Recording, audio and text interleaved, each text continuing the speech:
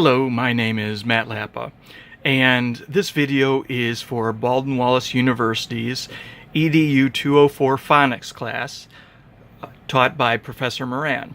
And this video is going to be looking at my annotated bibliography of 4 different children's books covering 4 topics: ABCs, predictability, rhymes, and high-frequency words.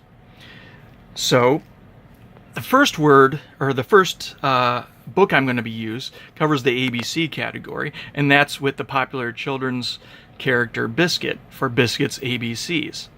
Now, in this book, I chose it because my niece, in all the books that I've chosen, my nieces look through them, and I also have a little bit of experience. I worked for years in a bookstore, and so I'm familiar with Biscuit, and 2 of the other books I've sold dozens upon dozens of copies in my lengthy career as a bookstore employee prior to my then lengthy career as a teacher.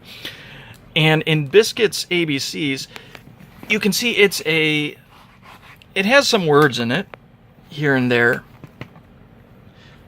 All right, but along with the words, there are flaps for the different letters of the alphabet, and there's a picture and more words.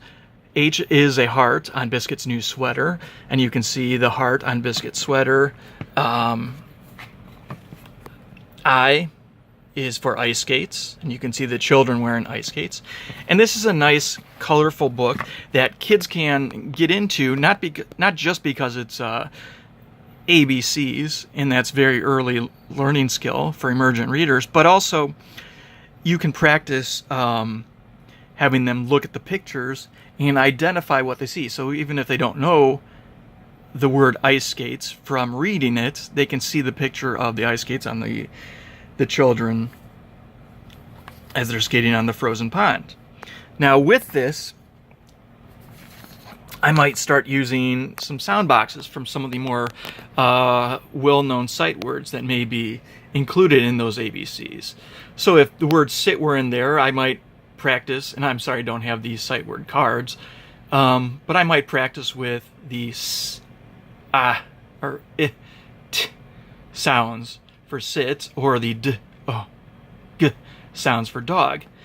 So that way we could practice numerous ways we could go through the book, look at the words, use the pictures to identify them, and then practice with some of the more common words too, with the sounds they make for phonemic awareness. The next book I used was the popular classic Love You Forever, which has a very, it's an extremely popular book. I've sold a ton of copies of these over the years to both parents looking for books for their kids and to adults themselves who remembered the book from their childhood. But this is a good one because for predictability, every few pages it has a phrase that's used. I'm calling it a refrain in this video and in my bibliography. The phrase is, "I'll love you forever, I'll like you for always, as long as I'm living, my baby you'll be." And as you're going through the book and you see the life cycle of the child from birth to adulthood, you'll also see that the refrain shows up all the time. And so kids can go through the book, and by the end of the book, some of them may be able to repeat and do some pretend reading from memory. And going over it later on, you could not only have the kids follow along with the rest of the story, but once they get to the refrain, have them repeat as much as they can. They can do some pretend reading and even have the refrain written down on, say, a poster board, and the kids can point out the words as you're reading along with the refrain, because that's the part that they're most likely to remember. And so you can practice identifying some of the words and directionality and things like that. So that's my predictable book. My rhyming book is a very colorful book called Little Blue Truck. This one I was not as familiar with, but this book has every page, or practically every page, has a rhyme. The example on this page is sheep said ba, cow said moo, oink said piggy, beep said blue, with moo and blue being the two rhyming words. And there are a lot of, like I said, colorful pictures in here, a lot of different farm animals. You can see that the noises that the animals make and that blue the truck makes are highlighted and even in different colors. So that kind of stands out a little bit more for the kids as they're reading. And when you're working with this book, you're practicing a lot with rhyming. Rhyming is a good skill. Our Words Their Way book actually describes rhyming or rhyme awareness as rhyme awareness activities are an easy, natural way for children to play with words and begin to focus on speech sounds. And this is in our Words Their Way page 106. And in this book, you can then move on from pull out some of the rhyming words later on that you could write down on a board or on some poster, and you could have the kids practice looking at and saying words like blue, moo, which we saw on that page, or the words beep and peep, which is also out of that book.